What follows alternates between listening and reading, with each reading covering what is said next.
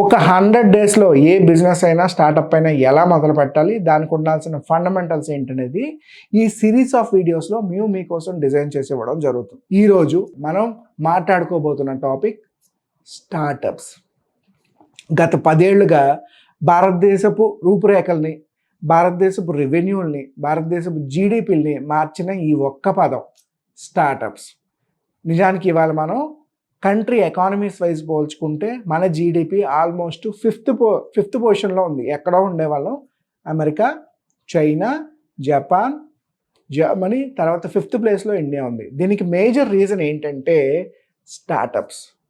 ఎందుకంటారా, ఒక manufacturing unit పెట్టాలి, ఒక కార్లు తయారు చేసే కంపెనీ పెట్టాలి, కనీసం 50 ఎకరాల నుంచి 100 ఎకరాలు స్పేస్ ఉండాలి. పోనీ 50 ఎకరాలు, ఈ 50 ఎకరాల చుట్టూ కాంపౌండ్ ఉండాలి, ఒక్కొక్క దాంట్లోని డిఫరెంట్ యూనిట్స్ ఉండాలి, రా మెటీరియల్ ప్రొక్యూర్ చేయాలి, మిషనరీ ఉండాలి, లాజిస్టిక్స్ ఉండాలి, సప్లై చైన్ ఉండాలి, అసెంబ్లీ లైన్ ఉండాలి.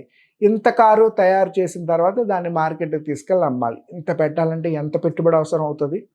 కానీ ఇటువంటి కార్లని ఒక కామర్స్ ప్లాట్ఫామ్లో పెట్టి సెల్ చేయాలి అనుకుంటే ఒక మొబైల్ అప్లికేషనో వెబ్సైటో సరిపోతుంది. లేదా ఈ కార్ల తాలూకా మైలేజ్ పెంచాలనుకుంటే ఒక చిన్న డివైస్ తయారు చేస్తే సరిపోతుంది. లేదు, ఈ కార్ లోపల గ్యాడ్జెట్స్, యాక్సెసరీస్ ఫిట్ చేసే విధంగా ఒక కొత్త రకమైన టెక్నాలజీ ఏదైనా డెవలప్ చేస్తే దానికి కూడా చాలా తక్కువ పెట్టుబడి సరిపోతుంది. అంటే దాని ఉద్దేశం, మీరు ఇండియాలో బిజినెస్ చెయ్యాలి అనుకుంటే మ్యానుఫ్యాక్చరింగ్ చేస్తే డౌట్ ఏమీ లేదు, ఎక్కువ పెట్టుబడి అవసరం అవుతుంది, ఎక్కువ మందికి ఎంప్లాయ్మెంట్ కూడా ఇస్తారు, నో డౌట్ ఎట్ ఆల్. అదే ఒక స్టార్టప్ మొదలు పెట్టాలనుకోండి, చాలా తక్కువ పెట్టుబడి అవుతుంది, కానీ కనీసం 5 నుంచి 10 మందికి ఎంప్లాయ్మెంట్ క్రియేట్ చేయగలరు.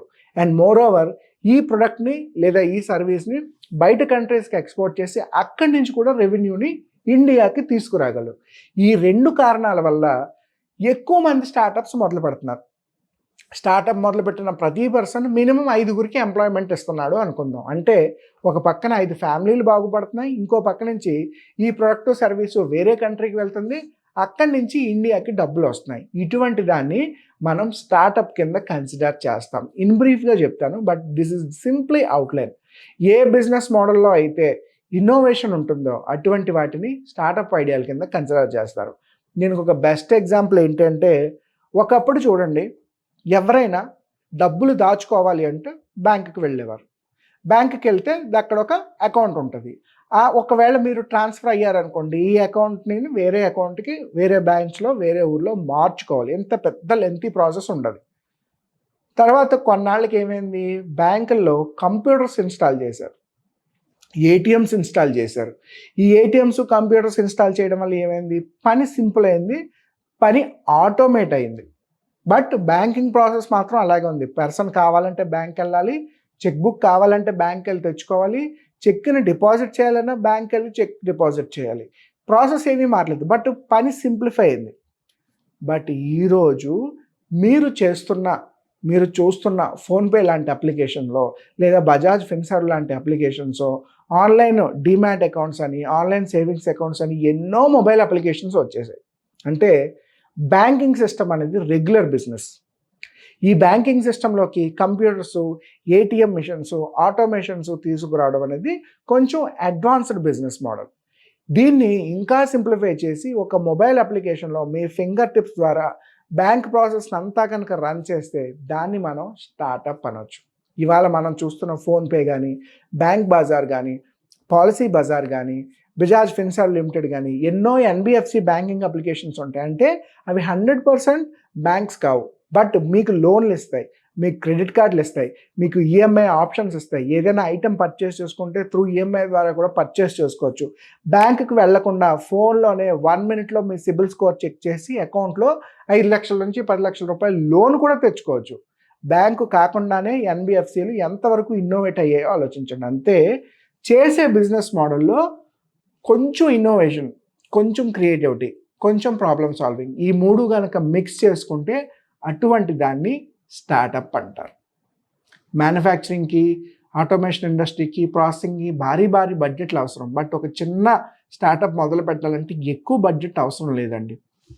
బట్ మీ వర్క్లో ఎప్పుడైతే ఇన్నోవేషన్ యాడ్ అవుతుందో దాన్ని మనం స్టార్టప్ ఐడియా కింద కన్సిడర్ చేస్తాం. దీనికి చాలా ఎగ్జాంపుల్స్ ఉన్నాయి. ఇప్పుడు చెప్పినట్టు బ్యాంకింగ్ నుంచి ఫోన్పే వరకు మీ ప్రాసెస్ సింప్లిఫై అయింది, మీ ప్రాసెస్ ఆటోమేట్ అయింది. దీన్ని మనం స్టార్టప్ కింద కన్సిడర్ చేయొచ్చు. ఒకప్పుడు ఒక సినిమా థియేటర్కి వెళ్ళాలంటే రోడ్డు మీద నిలబడి ఆటోడితో బేరం మాట్లాడుకొని వెళ్ళాం, తిరిగి అదే ఆటోడితో బేరం మాట్లాడుకొని ఇంటికి వచ్చేవాళ్ళం. బట్ ఇవాళ ఏం చేస్తున్నాం, సింపుల్గా ఒక జీపీఎస్ ద్వారా ఒక మొబైల్ అప్లికేషన్లో bike, auto, taxi, even truck కావాలంటే పోర్టర్ లాంటి అప్లికేషన్స్లో ఇటువంటివన్నీ బుక్ చేసుకుంటున్నాం. అంటే మీ వర్క్ సింప్లిఫై అయింది. అటువంటి వాటిని కూడా మనం స్టార్టప్స్ కింద కన్సిడర్ చేయొచ్చు. ఒకప్పుడు టికెట్స్ కావాలంటే రైల్వే రిజర్వేషన్ కౌంటర్ దగ్గర వెళ్ళి నిలబడే వాళ్ళం. ఇవాళ ఆ ప్రాసెస్ ఎవరికీ లేదే. మొబైల్ అప్లికేషన్లో కన్ఫర్మ్ టికెట్ ఐఆర్సిటీసీ ఓపెన్ చేసి మీకు కావాల్సిన train tickets, bus tickets, even movie tickets, flight tickets అన్నీ పర్చేస్ చేసుకుంటున్నారు. You no need to go out there, right? And moreover ఈ digital payments, digital transactions, credit card usage కూడా చాలామందికి తగ్గిపోయింది, cash usage కూడా చాలామందికి తగ్గిపోయింది. అంటే బిజినెస్ని ఎప్పుడైతే మీరు ఆటోమేట్ చేస్తారో, బిజినెస్ని ఎప్పుడైతే మీరు ఇన్నోవేట్ చేస్తారో, లేదా ఒక ఎగ్జిస్టింగ్ బిజినెస్ మోడల్ని, లేదా అసలు ఏ బిజినెస్ మోడల్ లేదండి, ఏదో ప్రాబ్లం ఉంది, ఆ ప్రాబ్లమ్ మీరు ఎప్పుడైతే సాల్వ్ చేస్తారో అటువంటి వాటి అన్నిటినీ స్టార్టప్స్ కింద కన్సిడర్ చేయొచ్చు. అంటే మీ బిజినెస్ మోడల్లో కాస్త కోస్త ఇన్నోవేషన్, ఆటోమేషన్ యాడ్ అవ్వాలి. అది మాత్రమే స్టార్టప్ అవుతుంది. మీరు కొత్తగా ఒక రెస్టారెంట్ ఓపెన్ చేశారు, మార్నింగ్ ఇడ్లీ, ఉప్మా, దోశ, మధ్యాహ్నం మీల్స్, రాత్రి పరోటా, చపాతీ, అది స్టార్టప్ అవ్వదు. మీరు ఒక ఫార్మసీ ఓపెన్ చేశారు, అది స్టార్టప్ అవ్వదు. మీరు ఒక రెస్టారెంట్ ఓపెన్ చేశారు, అది స్టార్టప్ అవ్వదు. మీరు ఒక ఫార్మా కంపెనీ ఓపెన్ చేశారు 20 కోట్లు పెట్టి, అది కూడా స్టార్టప్ అవ్వదు. అది రెగ్యులర్ బిజినెస్ మోడల్. బట్ మీరు ఒక స్కూల్ ఓపెన్ చేసి అందులో ఎడ్యుకేషన్ సిస్టమ్ అంతటిని ట్యాబ్స్లోని, లేదంటే ఎల్ఈడి స్క్రీన్స్లోని, మొబైల్ అప్లికేషన్ని ఇంప్లిమెంట్ చేసి స్టూడెంట్స్కి రోజు ఎడ్యుకేషన్ ఇస్తున్నారు అనుకోండి. అంటే వారంలో 2 రోజులు స్కూల్కి వస్తే సరిపోద్ది, 4 రోజులు ఇంటి దగ్గర ఉంటే సరిపోద్ది. అలా మోడల్ని ఆటోమేట్ చేశారనుకోండి, అది మళ్ళీ స్టార్టప్ అవుతుంది. ఇవాళ మనకి చాలా ఎడ్యుటెక్ ప్లాట్ఫామ్స్ ఉన్నాయి, ఆకాష్ అని, బైజూస్ అని, వైట్ యాడ్ జూనియర్ అని, ఫిజిక్స్ వలహల్లా అని, కోడింగ్ నింజా అని, ఇవన్నీ కూడా ఎడ్యుటెక్ కంపెనీలు. ఇవన్నీ ఎడ్యుటెక్ స్టార్టప్స్. అంటే రెగ్యులర్ మనం చదువుకునే మోడల్ని ఇంకొంచెం ఆటోమేట్ చేసి, ఇన్నోవేట్ చేసి బిజినెస్ని మార్కెట్లోకి లాంచ్ చేశాయి. తెలుసుకోండి, మీరు 100 కోట్లు పెట్టి కొత్తగా ఒక థియేటర్ కట్టినా అది స్టార్టప్ అవ్వదు, 100 కోట్లు పెట్టి ఒక రెస్టారెంట్ ఓపెన్ చేసినా అది స్టార్టప్ అవ్వదు. మీ మోడల్లో ఏదో ఒక ఇన్నోవేషన్, ఏదో ఒక ఆటోమేషన్ ఉండాలి. అండ్ అది మార్కెట్లో ఎక్కువ మందికి ప్రాబ్లమ్ సాల్వ్ చేయాలి.